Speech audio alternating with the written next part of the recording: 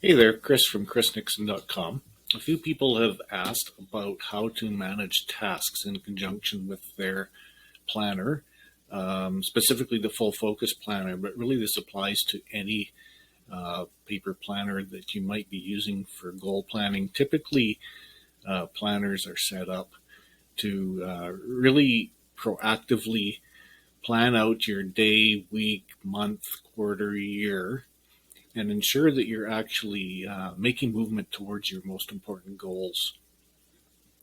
That that is a great place to work from, but what you can find is your actual accumulation of tasks that you need to do becomes a little bit unwieldy in a planner, especially if it's a paper planner, because it tends to grow quite large in some cases, and it becomes tedious to copy tasks from day to day to day. And this can be up for debate. Some folks don't mind that, but a lot of people, it actually brings them down somewhat if they're copying the same tasks over and over and not getting them done. So I've outlined some best practices around that to avoid that, that negative feeling when you're copying that task over. So essentially, your goal planning system, your goal planner is your focus throughout the day and throughout the week, because that's most important, is to actually make progress on your goals. But here's what happens is you've got the day-to-day whirlwind and all of the things that you need to get done in conjunction with the goals and other things as well.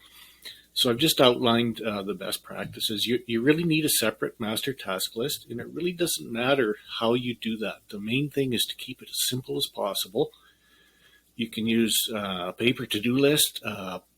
You can use a notebook, a bookmark folded in, a piece of A4 paper folded in three can make a perfect task list. You just use it like a bookmark in your goal planner. But the point is that you just list off all the tasks that you're not getting done right away. You can use a computer app or a phone app, but again, I caution you, keep it simple. Otherwise, it's going to become tedious to manage. So the workflow, I'll just see if I can zoom in here a little bit. Okay.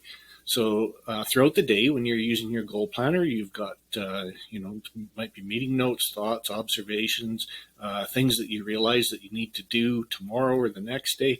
You're going to capture them in your planner, just like normal.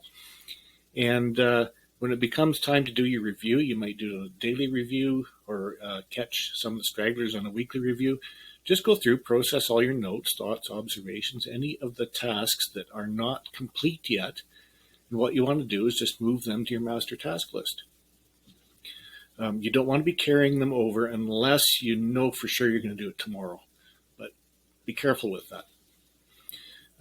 Make sure that you process them so they're clear. When you put it on the master task list, there shouldn't be any question. When you look at that task, you know exactly what you need to do.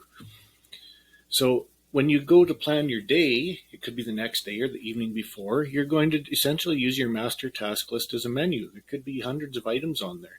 And you're going to go through and you're going to ask yourself what tasks you need to do that are going to progress your goals. That might be to progress towards your weekly most important targets, or your quarterly goals, or your yearly goals.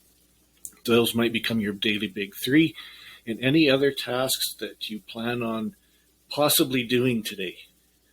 And again, it doesn't matter if you don't get some of those done, but it's just really picking the menu of things. If you have time, you're going to do them, and you pop them into the planner.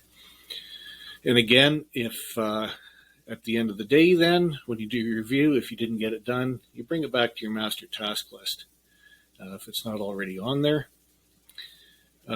Typical rules that I suggest you follow: the home base for tasks is your master task list, not your planner. Tasks do not carry over in your planner unless you're sure they'll get completed the next day. Tasks on the master task list generally do not have a due date associated to them. And tasks on the master task list are clear with a verb and a noun, so no thinking is required. You see it, you know what to do. So that's really the workflow. You can choose what technology you want to use. So if you think you might find this graphic useful, I certainly encourage you and welcome you to message me, and I can send you a copy of the PDF. So, yeah, I'm also interested in your feedback. Let me know what you think. Bye bye for now.